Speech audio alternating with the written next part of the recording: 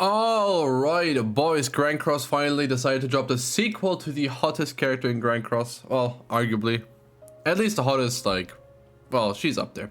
Anyway, Camilla finally returns. She finally gets a new unit after 2 years. After other OCs have gotten 17, she gets her first one. And guess what? It's on awakened form. No, it's her base, as we saw in the leaks. Now, as we saw in the leaks, but, oh my, oh wait, I didn't look at that art in full. My god. Ah, yeah, nah, good woman, good woman. Anyway, so I had to double check the translations because there's one thing about her that's really broken, but she's worthless. To 99% of people, she's absolutely worthless, and she's good for one type of content, and only very few times is she actually good there. So we'll have to see. Now, I'm very disappointed with her. I hate to be the guy that like talks bad about units when they release and stuff. I'm usually the one that likes to give them a try. But everything this year, it's been very hard to do this, right? And now her especially, she is just, I mean, anniversary soon, so I'm glad it's a skip for like every single human being on this planet pretty much, that isn't a great spender. So it's fine, I guess, in that sense, but it's not fine because if you get in the future, then she's just wasted block space. So let's talk about what she does. By the way, let's talk about celebration. Actually, I'll talk about what she does first. People care more about this.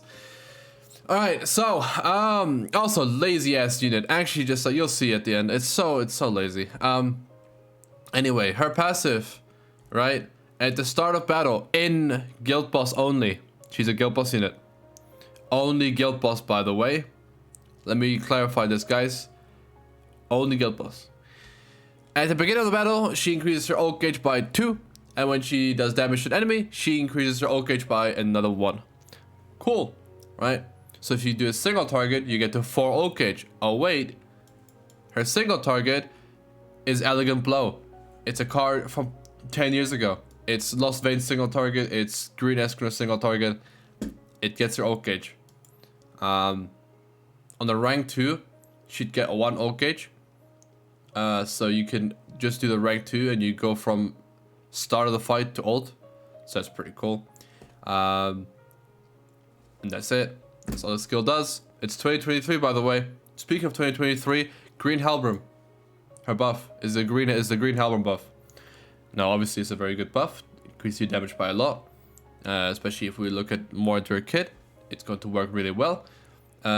This gives you 1 buff, by the way. Just want to say 1 buff. You'll have 1 buff, 1 blue buff, okay? And her ultimate is the same as before, right? It's the same as before. So, because it's still the same, like, Camilla, like, base for the character, right?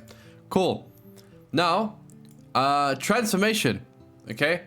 So, on the podcast, I didn't have any hope in netmarble. I was like, okay, they're just gonna do the exact same kit, right? And then the transformation is gonna be, like, worthless, whatever, right? That was my idea.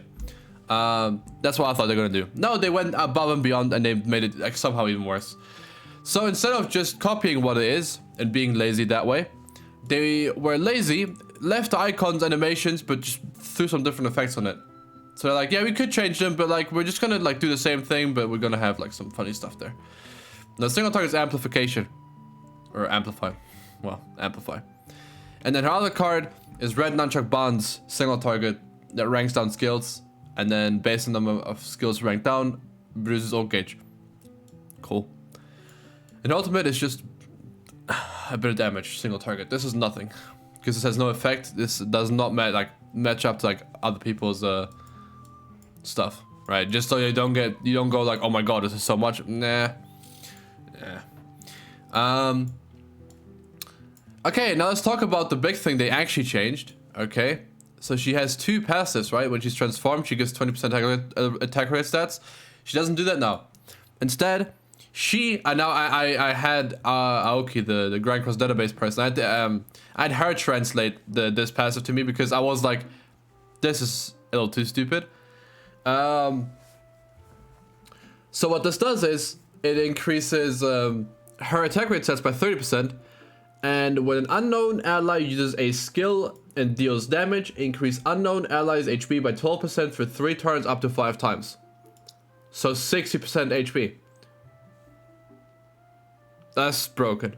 Like, regardless of how like worthless she is, because she's good for guild boss and only one of them, this is a crazy effect. And people will be able to push even crazier. Now, is there a reason to release a guild boss unit in Grand Cross? No. Should netmarble ever do a guild boss unit? No. What's the point? If they're good in PvE, they'll be good in guild boss. If they do basic stat stuff and do big damage, if they're a good unit overall, they'll be good in guild boss. Why restrict units to only one mode you clear once a week if you're in a guild that cares? If you're not in a guild that cares about like getting into guild wars and stuff, she is worthless for your account, because you do not, like, you can get every reward. You can get like the 6k points and the 9k points and the 12k and anything you want.